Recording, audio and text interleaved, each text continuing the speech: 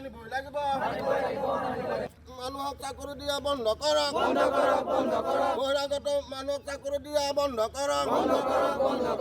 আমাৰ থলুৱাসকলক চাকৰি দিবই লাগে সংগ্ৰাম চলিছে বহিৰা লোকৰ কাম বন্ধ কৰক বহিৰা ৱৰ্কাৰ কাম বন্ধ কৰক জিন্দাবাদ ইনকলাব জিন্দাবাদ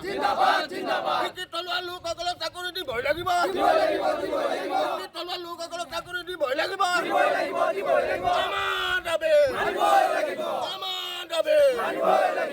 কোম্পানী আৰ্জমে হুঁচিয়াৰ আমাৰ দাবী ইনকলাব জিন্দাবাদ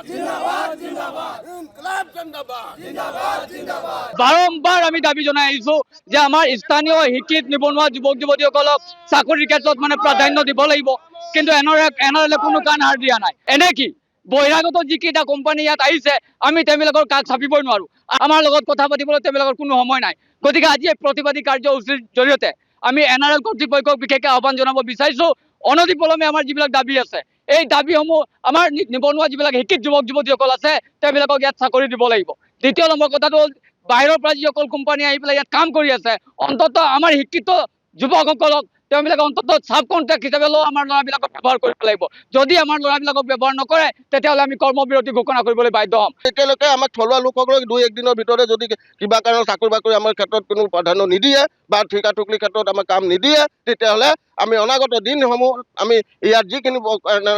কাম চলি আছে আমি কৰ্মবিৰতি ল'বলৈ বাধ্য হৈ যাম